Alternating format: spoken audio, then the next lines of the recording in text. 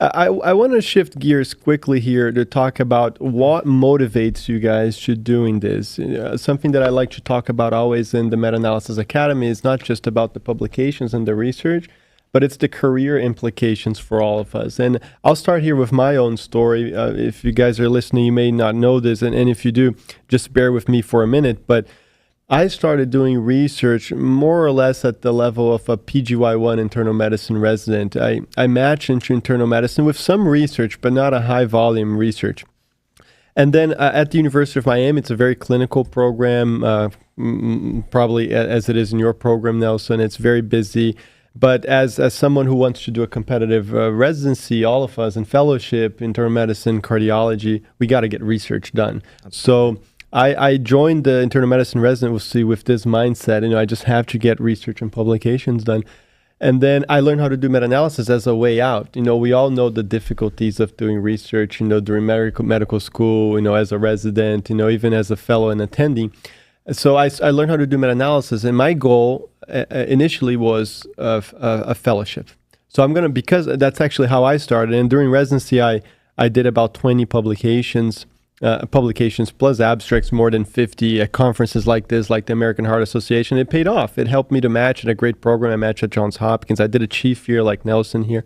So that's my story. That's why I started. And later on, I'll talk about other benefits in my career. But that's at least what got me started in this world of research. It's just the drive, the passion for really advancing my own career. It's kind of a selfish way, I got to admit, but it is what it is. That was the reason why I got started. I like the process. I enjoyed doing it. It's done really well for my career. And I hope that with my papers, I contributed to science as well and to patient care indirectly.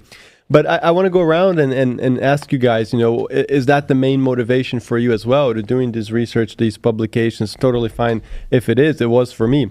But let's start with you, Nelson. Like what you told me, like in addition to the meta-analysis, you have like 25 other papers published. It's really incredible. Tell us a little bit about that. Like why do so much and what drives you for research? Yeah, no, absolutely. My story kind of similar to your story.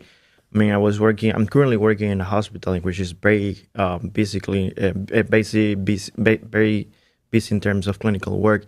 And I initially started doing observational studies, but it takes a little bit of time to do observational study. You have to generate the data, you have to collect data, then do the analysis, and there's also data that are already available. You can work on those data and get publications with this data.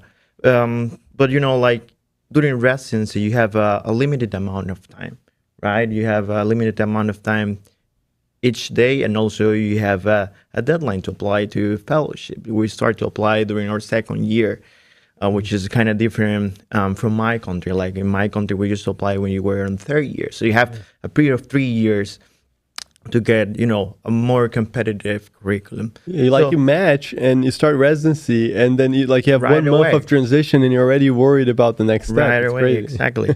So then I was thinking, like, I had a few posters, a few presentations. I have no background in research before starting residency. So everything that I did, everything that I learned was during residency, during my first year. But now I was thinking, it's taking me too long to get one single manuscript to get published. Then I was lucky enough, one of my best friends from residency, he's from Brazil, and he told me like, hey, I am part of this Meta-Analysis Academy. And I took he was part of the first course, actually. What's his name? Lamin del Santos. Oh, yeah.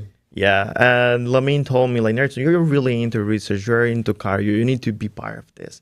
So I was like, I enrolled in the waiting list. I joined I think it was the second or third Meta-Analysis Academy. And it's not only about learning how to do meta-analysis. I think it's also, being part of a community. Yeah. It's amazing. And definitely you can produce more meta-analysis in 1 year. Like you can do everything faster. You're making high impact publications. So I think probably when my first year residency, when you're working in a leadership position as a chief medical resident, your PY1s are going to reach you all the time. Like, hey, Nelson, like, we want to do this. Like, who do you think is the best research option for us? And I always say, I mean, you should start with meta-analysis. And they're like, But meta-analysis is the highest, level of evidence that we have. But actually, when you learn how to do it in an appropriate way, you're gonna do a lot of meta-analysis in a short period of time. Yeah, you get a good mix of doing it fast, like you said. You do impactful research. We'll talk more about that in a little bit. And then you also get the autonomy. Like your first year resident, you can sort of do it at nights, weekends. You don't depend on the hospital, the statistician, the IRB, the ethics committee. So you can get a lot of things done. So I fully agree with that. Sarai, how about yourself? I presume that a big driver of your research efforts are that you're going to apply for internal medicine residency. Is that right? That's correct. And during medical school, there's also like very few opportunities to do research. Like I'm speaking from Mexico, so it's the same for all of us. I'm sure Panama and Brazil is the same. So unless you are like from a big city like Mexico City, where like the big hospitals are at, there's like very few opportunities. So I was really sure I wanted to do some impactful publications, but I never knew who could I reach out to. No mentors, no databases, no big hospitals.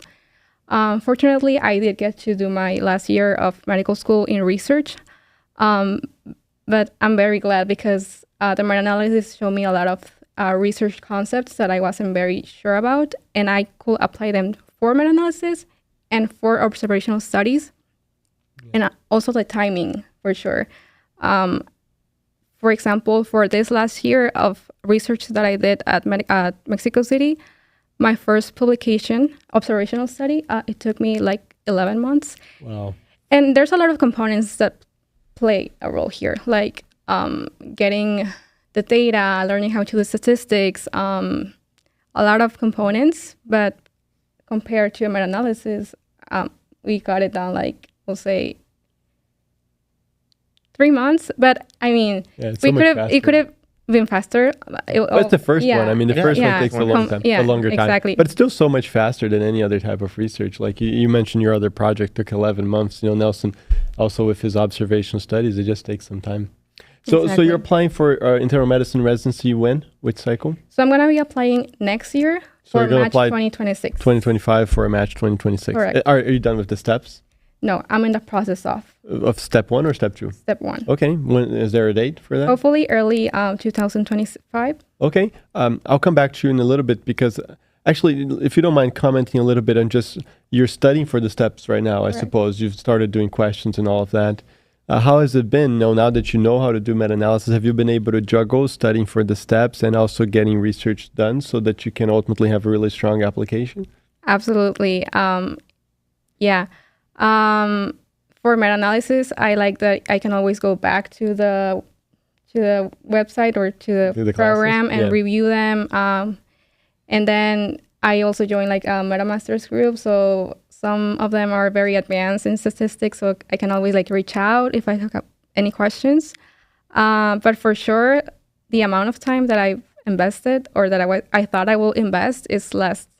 Yeah, and plus you see the results, right? Exactly. Like you put in time. Of course, none of us is saying that you spend 2 hours at night and you get a paper done. Of course, that's not it. Mm-hmm. There's definitely work involved, but you get return on investment of time. I think that's it. All of you guys are presenting abstracts here at American Heart Association. You're working on papers. Guilherme already has a couple of papers published. Like you see the results of your labor, and I think that's amazing research because you all know that there are a ton of people who. In Brazil, they do iniciação científica, or like they do some research projects, or some people go to research fellowships. Some people go for residency, and they invest time in research, hours, and time and money, and they don't get anything done. And here you guys are with amazing results. Guilherme, I want to ask you specifically, like, what motivates you? You're a guy who's already done with training. You've even done your master's. You're well established in one of the major centers in Brazil as an attending already. I'm sure you probably work with residents as well, and you've trained in São Paulo, best centers. At this stage in your career, what drives you to still do research? And do you have any financial compensation related to it? Is it the authority, the respect that you get amongst the cardiology and electrophysiology community? Is it another factor that motivates you to keep doing research even after you're done with clinical training? I really like, research and academic processes. I would love to apply for a doctor in the A PhD? couple of years. A Yes, PhD? Yeah. And Meta-Analysis Academy, when Maisa invited me, I was honored, to be a part of the group and to mentor some young guys, some young residents, even medical students. I'm mentoring some residents in Dante, aside from the Meta-Analysis group, and we are publishing already.